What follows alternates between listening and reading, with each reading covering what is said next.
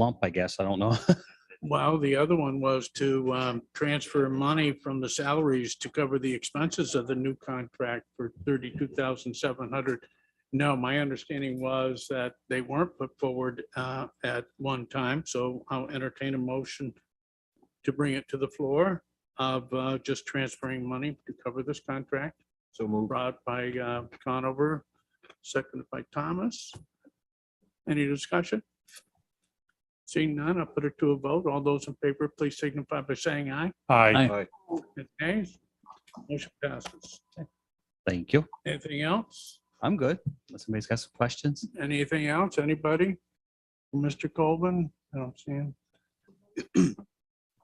Thank you. All right. Thank you. Next item would be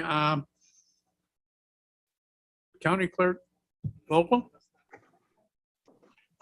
Pam, are you present?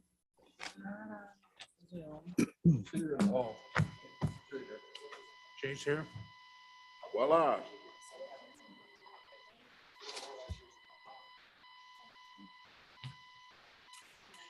All right, Pam. Yes, good afternoon. Thank you for attending. You have two action items or one action item, actually a notice to fill. Yes. And if you'll please elaborate. Okay, yes, on this month's agenda, we have a request for notice to fill a motor vehicle license reg clerk. This is due to resignation. An individual that been with us for a couple years, 3 years, is returning to the private sector and to an area of work that she was doing prior to coming here.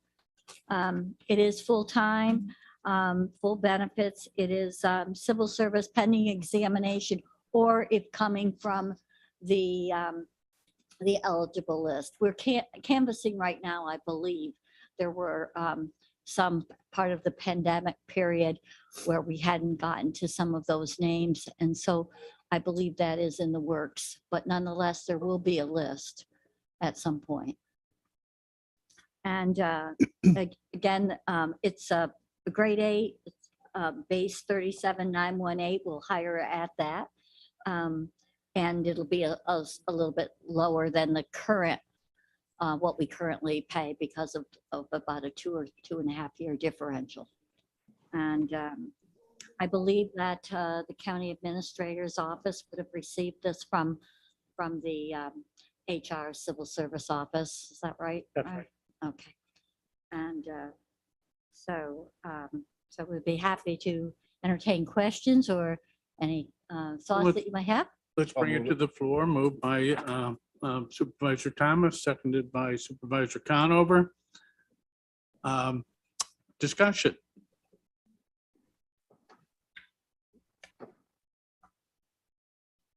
Yeah, keep forgetting to look. All right, seeing none, I'll call the vote. All those in favor, please signify by saying aye.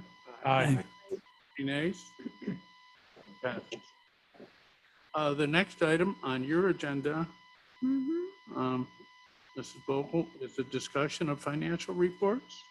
Yes, so the county clerk is annual report of receipts and disbursements. We've done it in different manners, different methods over the last several years. So I present to you and what you have been sent, both I think by email as well as with your minutes the other day. It's basically like a 3-part report. The first report, part of the report, is your receipts and disbursements, and that's in a spreadsheet manner. We spent a lot of time developing that, so it was as comprehensive about every penny that comes our way. And then, so the upper half is the revenue that comes in from our various fees and services. And the lower part is also highlighted in kind of a yellow and pink area is where that money goes throughout each month and then throughout the year. So I hope that you've had time to, or will take time to review that. Overall, I can tell you that the county clerk's office actually handled in cash, check, credit card, or NICEF, about $24 million last year. So that's handled, and that's what our people actually had in hand. We're just not looking at numbers. We're actually, it's cash and it's physical monies. So second part that we offer to you, we began offering a few years ago, and that basically is a narrative. It takes each of the accounts that we have and breaks them up and gives a little description about them, so you get to know them a little bit better. Instead of just being on a spreadsheet, you know, they have a little different meaning. What is new about this one, and I hope it's helpful to you, is that it's the same format as last year, but you have the 2020 information there. And then in addition, I've added the 2021. So it can give the supervisors and as well as myself or anyone that looks at this, you know, a way to compare. How are we doing? How did we do last year? I know that's usually on the supervisor's minds, what's going on. So, so again, it takes each account, each revenue stream that we have and talks about it and gives a comparison to last year. The third part of our report takes into revenue and activity transactions in the DMV. And as you know, part of DMV revenue exists because of what actually happens in our office. So the people walking in, the mail-ins that come in. And so on the revenue report for DMV for 2021, in the center of the page, there's a block of numbers amount, and they total $550,357.97. That is what we call Warren County DMV retention. That is from the transactions that occurred in our office and it's into the county.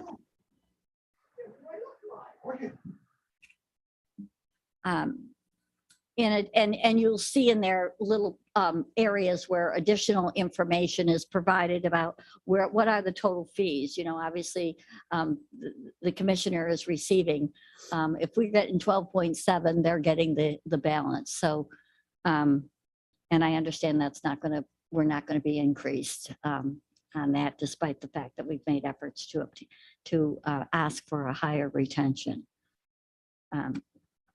The other item, which I think is, obviously we do this monthly, we're always checking numbers, and it's the number of DMV transactions. And so in 2021, which was a pandemic year, we actually had 61,000 transactions, and not including, but also there's another 8,700 motor voter on top of that.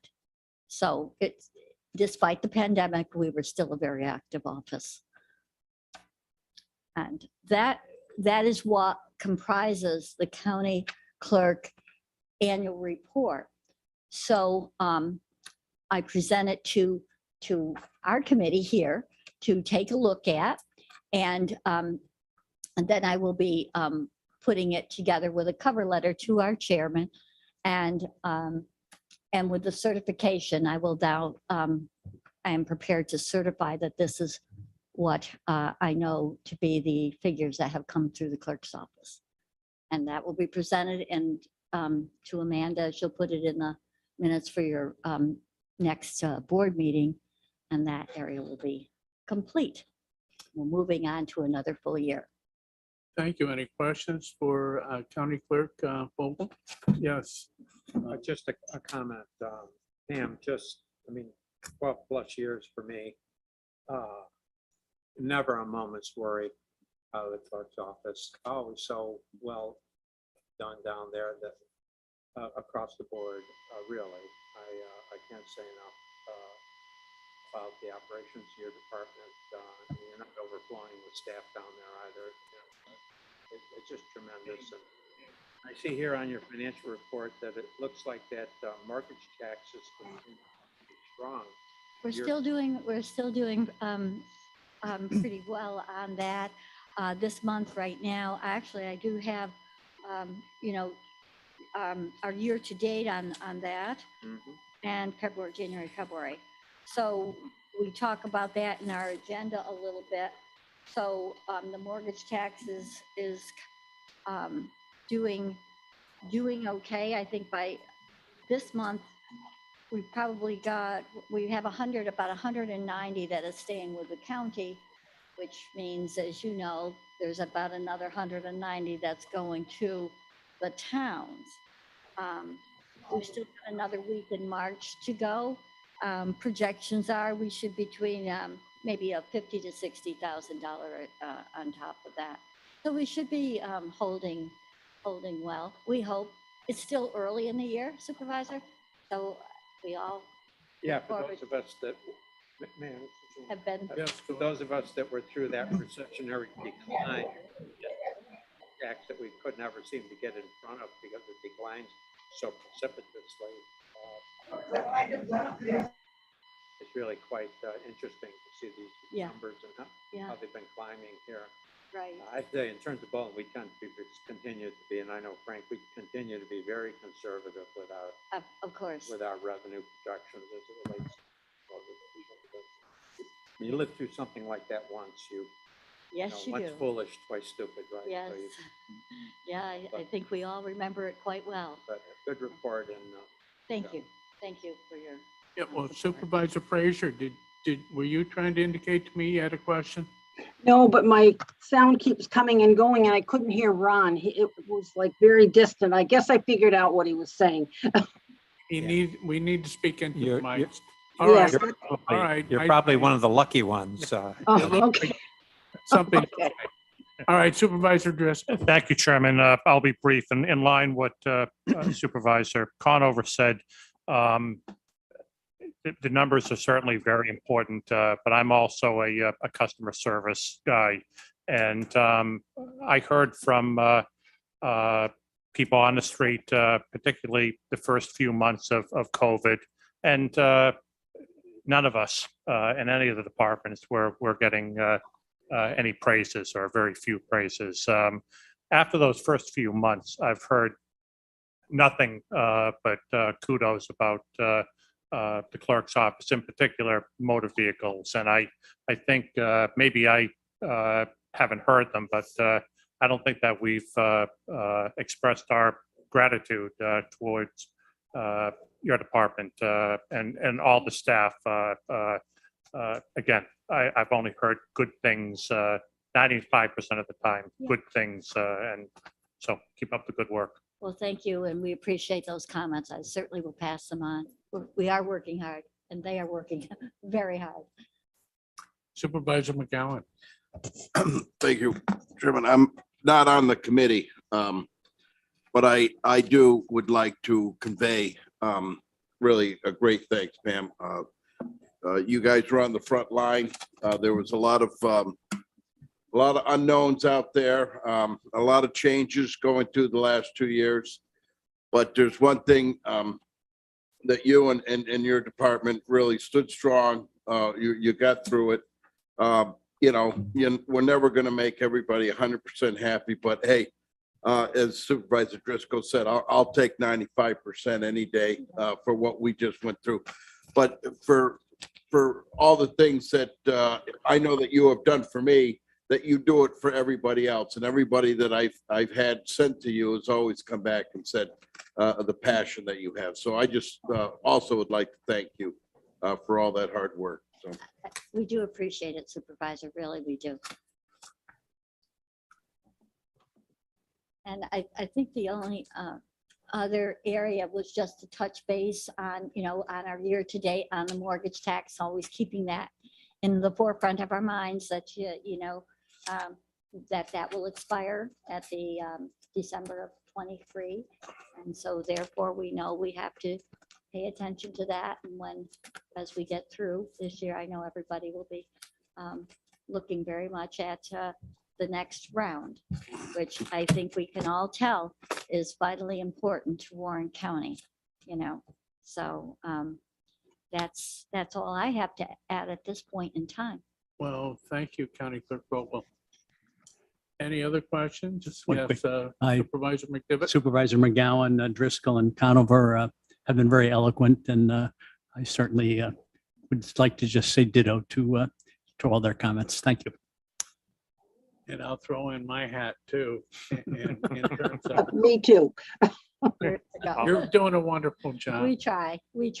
Yeah. Anything you want to know One or more quick whatever, thing. come by. Yeah, Supervisor McGowan. I believe we all have the emergency red button flashing all set for that date to make sure that we don't mix on this, the mortgage tax again. We'll be on it. Yeah. So thank you for bringing that up. Yeah, good memory. All right. Anybody else? I don't see anybody online. Okay.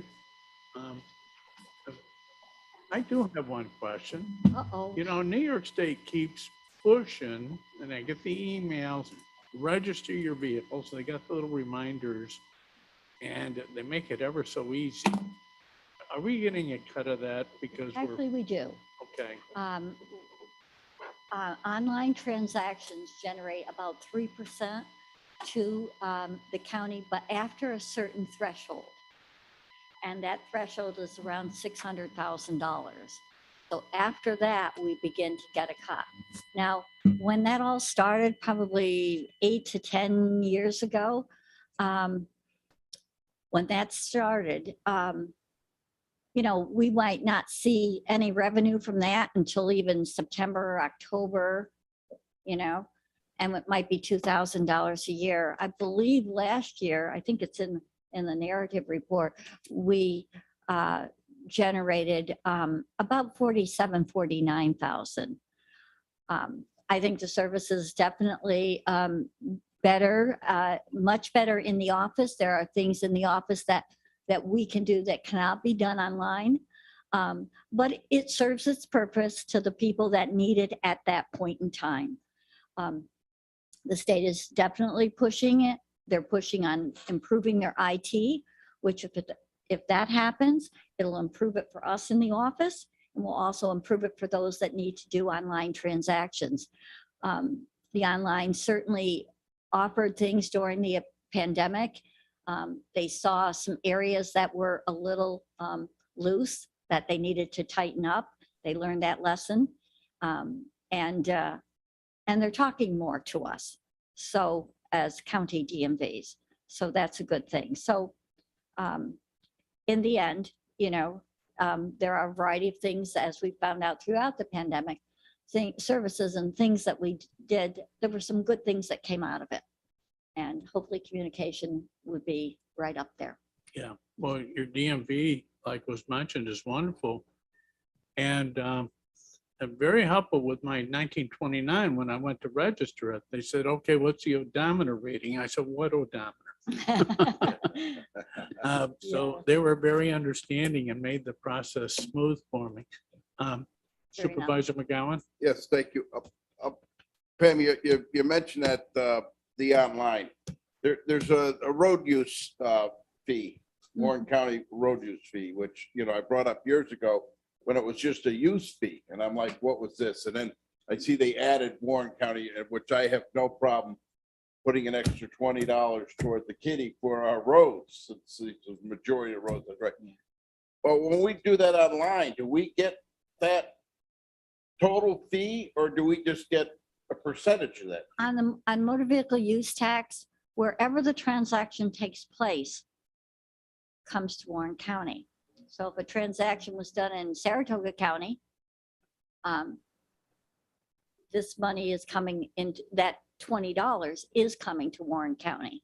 Okay, so we are, I mean, I see 47, and I'm like, geez, Yeah, 47,000 on transactions. We Yeah, should be getting a lot more than that. that's, that of course is, the motor vehicle use for the whole year was, what was it?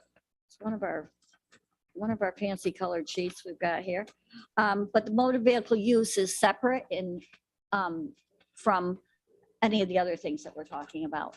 But that is one that travels back, you can imagine the logistics of this, with transactions occurring all over the state for any county resident. But when it comes to those particular fees, they are coming to the county of residents. So that's a good thing. Thank you. Anybody else? All right, seeing none.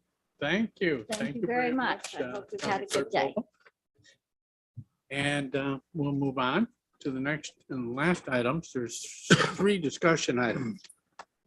Under legislative, there's a referral from the Finance Committee regarding the abandonment and cleanup of town of Johnsburg tax map parcel number 133.8-1-27, also known as Mosher's Garage, and to consider exploring the possibility of adopting a local law permitting the county to hold property owners of polluted properties who abandon them accountable and be entitled to recoup any money spent on cleanup efforts.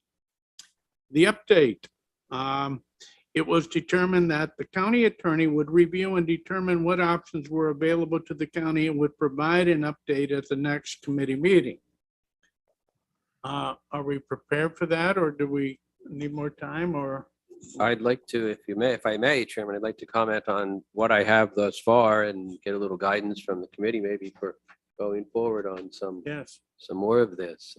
please do. Some of the options that the county has, some of these laws, some of these federal pollution laws, state laws, they do give the county a private right of action. Like most relevant to this particular piece of property is under the New York State Oil Spill Act, under the navigation laws. That does allow what they call a private right of action to be able to sue for reimbursement, indemnification, cleanup costs, and things like that, to sue the owner of the property for it. Some federal laws allow it as well, to be able to sue for the cleanup costs or reimbursement if we had to do a cleanup in that. But again, your ability to collect is only as deep as the pockets of the person or the owner that you're going after of these polluted properties on it.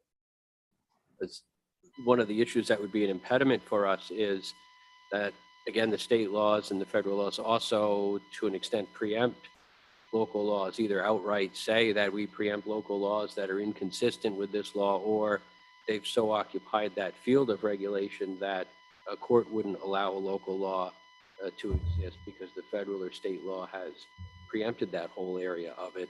There's one interesting one in New York State where a federal court did uphold a local law as not being preempted by federal law, and that came down out of Sleepy Hollow, the village of Sleepy Hollow. They had a local law. I have the name of it here too, because I'd like to get a little bit more on this. Might be an interesting area to pursue.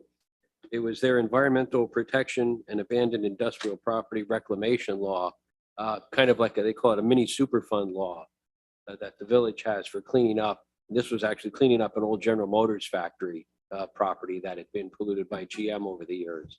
And that's kind of one of the few ones it's cited as an example of a local law in New York State that was upheld by the federal court as not being preempted by federal or state law. So that's something I kind of would like to look a little more into if the committee is fine with that. This is kind of an interesting area, and there really is a tremendous amount of regulation, both federal and state, on it. So to find something that would work on the local level, it has to be something that fills in a gap that the feds or the state haven't already regulated or legislated in this area. And really one of the best courses of action probably for us is just to get into it early and not let a piece of property sit for years and years and become more and more contaminated, and get in on it early, get in with the DEC, with the Spill Compensation Fund, and work with them to help get the piece cleaned up as soon as possible with it. Yeah, well, that's interesting. I mean, I know one piece of property where there was a fire, it burned down. They received the insurance money and then abandoned it. I mean, it doesn't seem fair, and the people that owned it have the means. But like most cases, probably that you're not going to get anything if you do sue. Any questions for county council on this particular topic? On the river. Thoughts?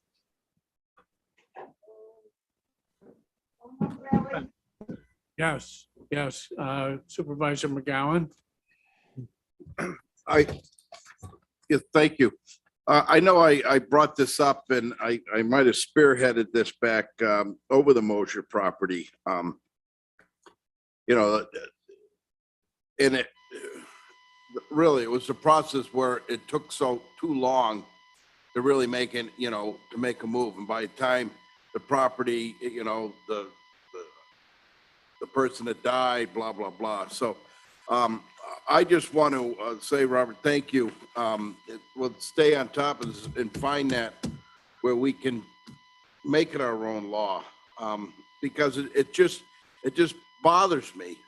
You know, someone could pollute it and then walk away. And we have many of those properties, but moving forward, and I'm pretty sure I know which property you're talking about, Supervisor Stroud. And, you know, they're eyesores. You know, you know, it is nice to drive past the Mullion building and see it down. But you know, like I said, you know, from what I hear is, you know, the family up north is one of the largest landowners. But unfortunately, the property wasn't in the son's name. It was in the mother, who is no longer with us. So, but staying on top of this and moving quickly is really our best defense with our local law. So thank you for looking into this and staying on it. All right, Supervisor Frazier, did you have something? No, okay. Anybody else present on Zoom? All right, and so County Council, you're going to continue working on it. Thank you. Next is County Administrator to draft a mission statement for Warren County to be reviewed at the next county or committee meeting. The update on that, it was determined that Ryan Moore, County Administrator, would distribute a county mission statement to the full board for review, and discussion would continue at the next meeting. And you're going to give us an update on that? Yes, sir, sure will. So this was initially, the idea was proposed by Supervisor Bruno towards the end of last year. I worked with Ethan Gaddy in the planning department to take a look at some other similar counties, localities, mission statements.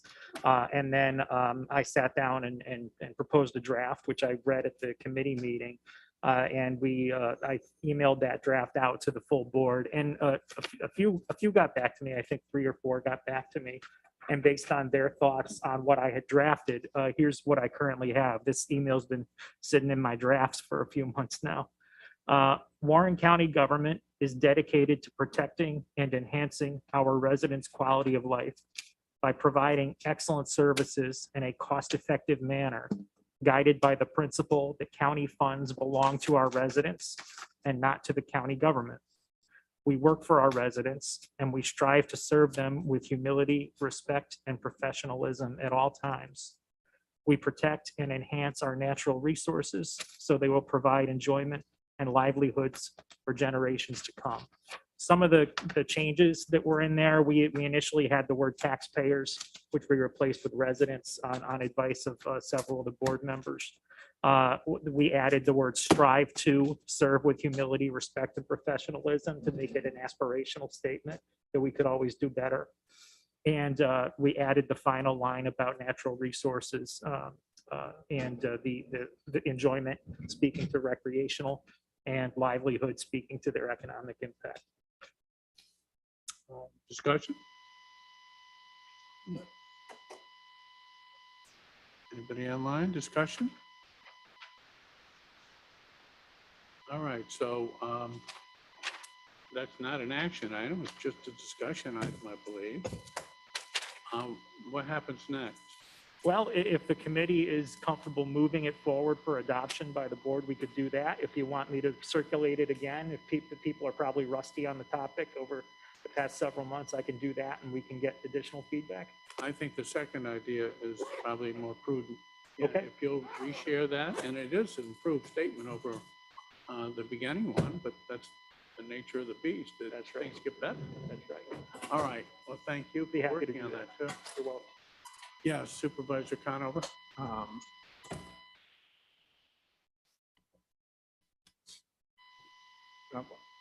I'll wait till after we complete. Okay, you're thinking the next item? All right, seeing no further interest in discussing this matter, we'll move on to the last discussion item. This is a referral from the Criminal Justice and Public Safety Committee to reevaluate the voting process during committee meetings and to address the discrepancies between voting in committee and at the board meeting. All right, discussion, thoughts? What discrepancy? Yes. So I think I can clear this one up a little bit. Historically, this board at committee has voted in accordance with Robert's Rules of Order, which say what's required is a majority of those present and voting once a quorum is established. So that's how we've always voted here. Earlier this year, the county, Larry Ellman found a section of County Government Law 41, which states that there must be a majority vote of the total committee, regardless of how many are here, once quorum is established. Say you have a 7-member committee here, it's 4 to establish quorum. You must also have 4 people voting in of the affirmative in order for anything to pass. So in accordance with County Government Law 41, now that we're doing that, it's the same as voting at the board. Okay, that ends it. So that's it's been So cleared whatever- up, so I don't think there's whatever anything to be done. We could, Confusion there was. right, 5 requires 3, 7 requires 4, Yeah. 9 requires 6, right? right. Uh, The 5, only, I'm sorry. 9 right. requires 5. I mean, the only thing I would say is if this committee would consider it, you may want to consider amending the rules of the board to spell that out in the section of the rules speaking to voting. So it lists that for committee. That way it's not a question for a future clerk who may think that we're abiding by Robert's Rules of Order, which they say, and overlooking this county government law, which is what's happened here for a good number of years. regardless, none of that would overrule state law anyway. No, it was an So- unknown. My recommendation would be put it on the list and when and if we get around to it, adopting new rules, it's one of the items, we'll just make sure we'll wordsmith it in, just make sure there's absolute clarity, but I think that there's no question the state law is. Okay, are you suggesting we do that next year? Yeah, I mean, All right, well, let's see what the others are thinking. I just wanted to get that clarified. Supervisor Driscoll. Thanks, Chairman. Excuse me. I don't know if this is relevant, but a couple of times members have been present for roll call and or at the beginning of the meeting and stepped out, not to leave the building, but to go to the bathroom or to take maybe a phone call. Does the chairperson have the opportunity to deviate from the agenda and maybe skip over an item until that individual might return? I just want to be clear on that. Yeah, the chairman Yeah, okay, administrates yeah, and so- like, I'll get a particular order. I don't have to follow it. Okay, I just wanted to be clear on that. Yeah. I haven't been around here as long as folks have. Well, it'd be devious if it was the other way around. Yeah, yeah. You called something to a question and the hearing, you noticed that. Yeah, I just wanted to be sure. Yeah. But you'd have to let our county, our clerk of the board know that you're gonna be changing up waiting, otherwise Yeah. everybody will say, you need to call a vote, you need to call a vote. I think we pretty, yeah. just Okay, I a think- ruling like that from the chair is final unless it's overruled by the committee or by the board. Okay. So if the chair says, I prefer the chair to do that, well, why don't we put this off to the end of the agenda because so-and-so's here that we're expecting somebody to come in to speak on this without objection. That's what's. Well, the other issue too, that's gonna probably come before us sooner than later is what Supervisor Seaver brought up about the consistency of the committee and allowing people to speak. There's Robert rules, I believe, that say that if you're not a member of the committee and you wish to speak, you will have to wait for the privilege of the floor portion of the meeting, and you will speak as any regular member of the public could speak if offered. I mean, right now, we have a kind of casual approach. It's worked well for years. But again, it's a procedure not embedded into our rules that I'm aware of. And we may want to consider wording something in there. I mean, if you like the way that we do things presently, then maybe we should codify that. If you give the committee people the first opportunity to speak, and then the supervisors usually get second opportunity to speak, and then you do have a public portion. I mean, we can design it and word our procedures any way we want. We don't have to follow any particular order if we've adopted rules of our own, from what I understand. All right, so that may come to us for a discussion item in the future. Anything else for the good of the order? Supervisor Conover. Yeah, it's become pretty clear to this supervisor. Maybe a little history here.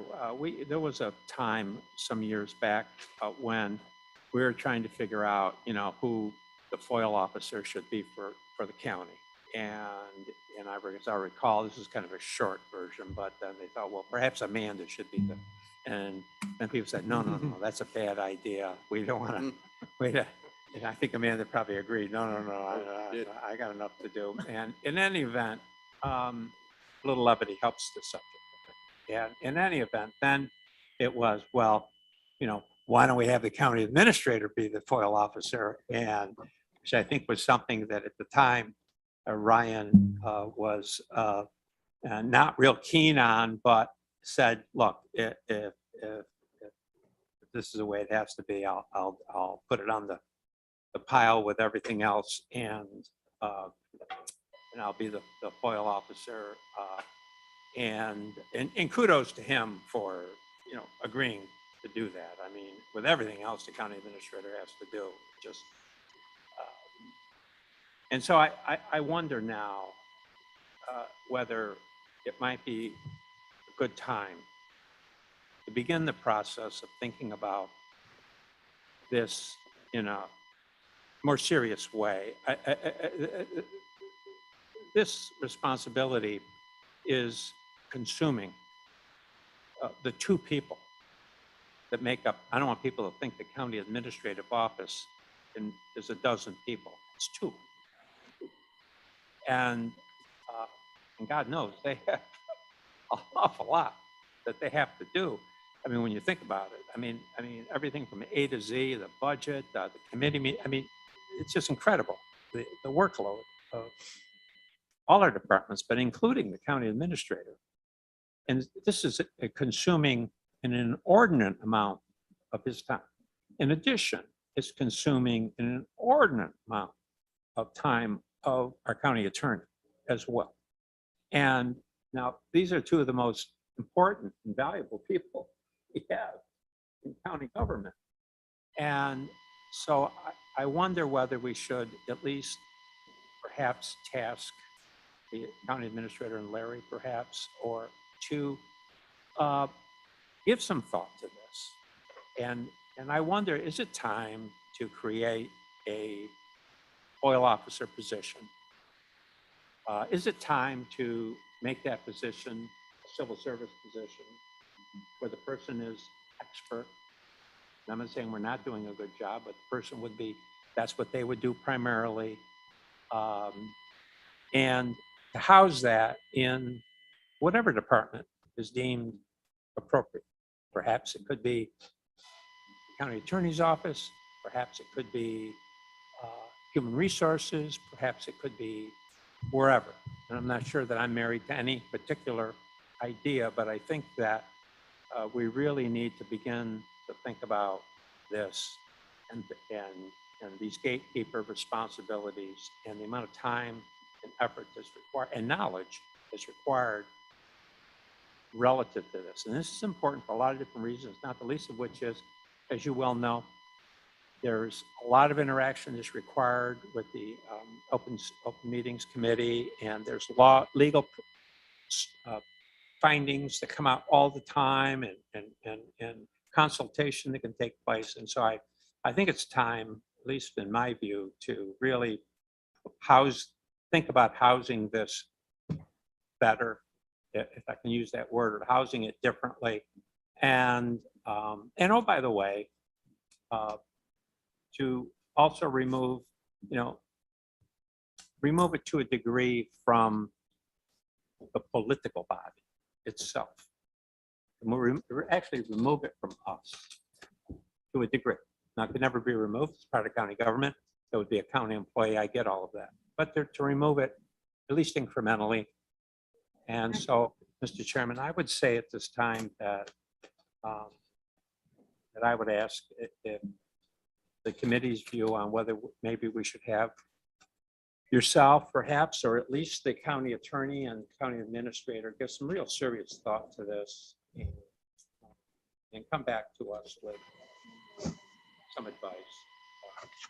I think your proposition deserves consideration. And for a variety of reasons that you just gave, I'm not hearing any arguments to my left. And we know Ryan is,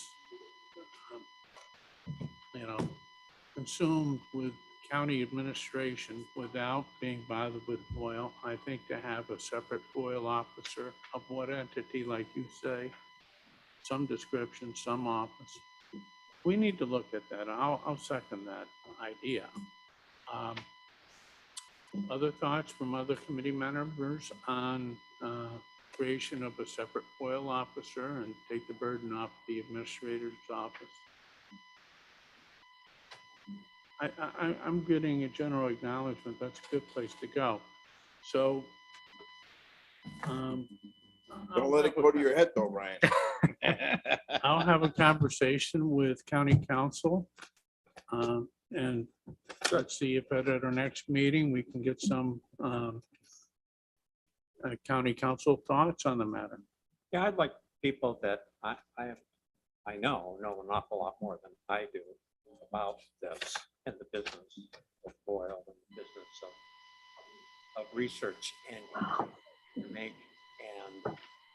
assuring that appropriate redactions are made and that they're made in a way that are clear redactions and communicating with, they know a whole lot more about this world than I don't represent being that the times.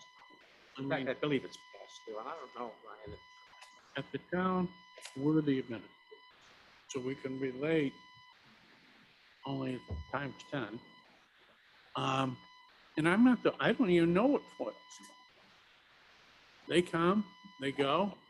I have no idea, and I don't want to know. We have FOIL people that take care of that independently and on their own. I've got enough to do. Ryan has enough to do. I think your idea is very, very good and worthy of looking at. And, okay. Anything else for the good of the order? Don, anything out in the YouTube world? Hi, Chairman Stroud. Nothing on YouTube. All right, thank you. Move to adjourn. Motion to adjourn, Supervisor Conover, second by Supervisor Driscoll. Any discussion? All those in favor of adjourning, please signify by saying aye. Aye. Okay, appears to be unanimous, no nays.